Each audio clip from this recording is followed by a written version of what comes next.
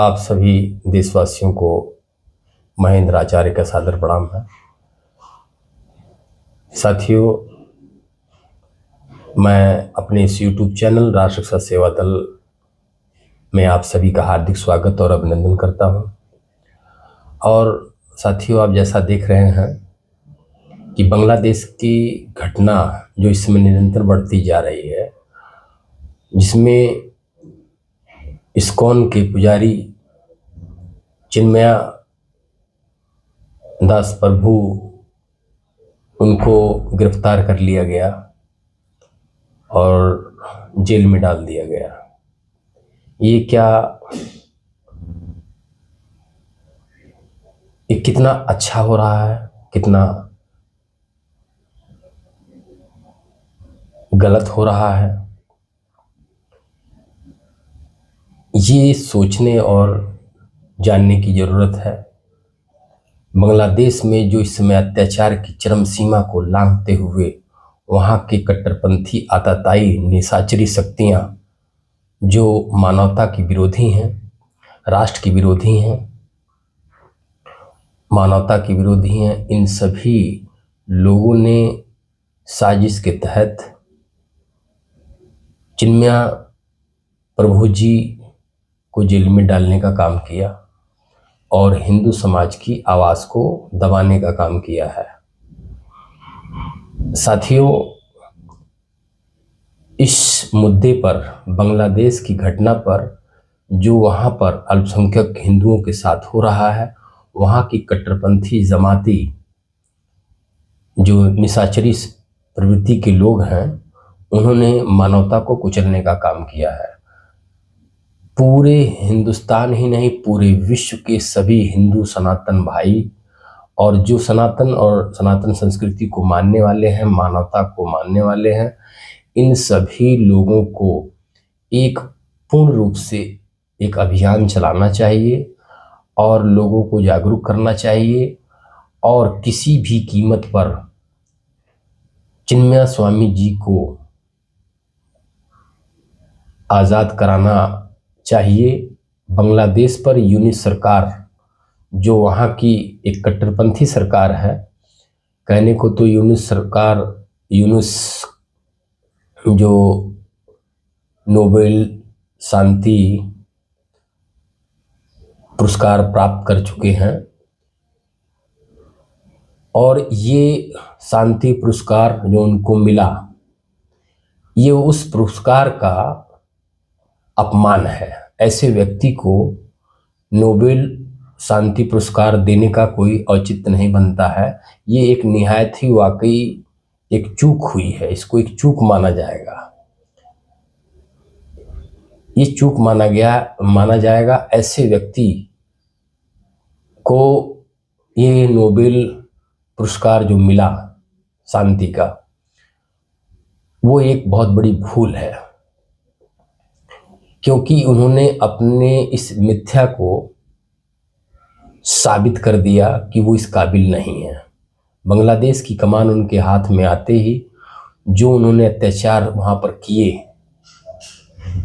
अल्पसंख्यक हिंदुओं के साथ, ये बहुत ही शर्मनाक है।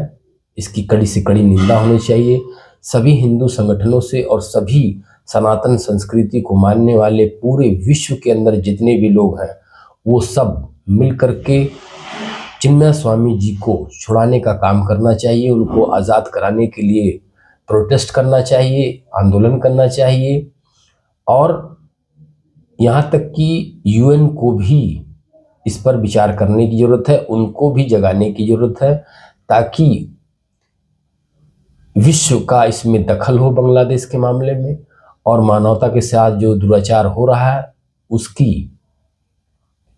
उस पर सख्त से सख्त कार्रवाई हो, और ये यूनिस सरकार में जो हो रहा है इसको ख़त्म किया जा सके। इसके लिए आंदोलन करने की ज़रूरत है, एक दूसरे को जागरूक करने की ज़रूरत है, और सरकार से भी मांग करने की ज़रूरत है कि इसमें सरकार जल्द से जल्द अपना हस्तक्षेप करके इस मामले को सुलझाए और वहाँ पर हो रहे हिंदुओं पर अत्याचार को लेकर के वहाँ शांति बहाली के लिए और वहाँ के हिंदुओं की सुरक्षा व्यवस्था कराने के लिए कड़ी से कड़े कदम उठाने की जरूरत है। सरकार को इसमें हस्तक्षेप करने की जरूरत है। यूएन को भी इसमें हस्तक्षेप करने की जरूरत है। पूरे विश्व समुदाय को इस मामले में हस्तक्षेप करने की जरूरत है।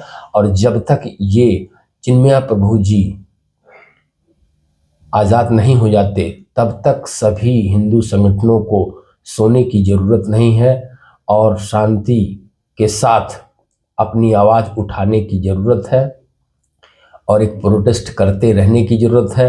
न्याय के लिए लड़ने की ज़रूरत है और निरंतर जब तक ये वहाँ न्याय नहीं मिल जाता, वहाँ न्याय नहीं हो जाता, मानवता की स्थापना पुनः स्थापना नहीं हो जाती, तब तक सभी पूरे विश्व के हिंदू सनातन संस्कृति को मानने जानने वाले लोगों को इसमें अभियान एक दूसरे का साथ देने की ज़रूरत है। ये चिन्मया प्रभु जी की गिरफ्तारी एक चुनौती है और ये चुनौती सभी हिंदू सनातन भाइयों के लिए है।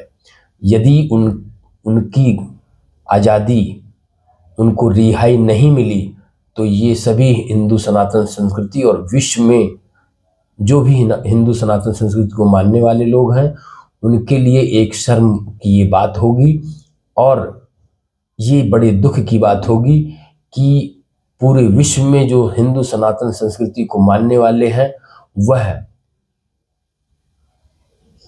इसके लिए कोई भी जागरूकता अभियान नहीं चला सके और उनकी गिरफ्तारी जो हुई है उसके विरोध में ये कुछ भी नहीं कर सके। खामोश रहने की ज़रूरत नहीं है, ये एक चुनौती है। इस चुनौती को स्वीकार करने की ज़रूरत है।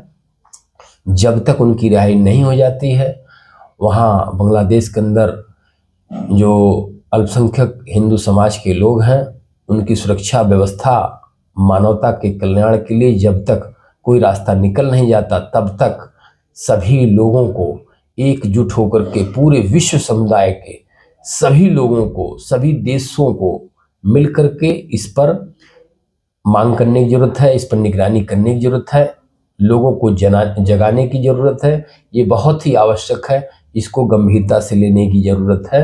ये समझ आप सभी लोग जब तक एक एक बांग्लादेश में एक एक हिंदू भाई मानवता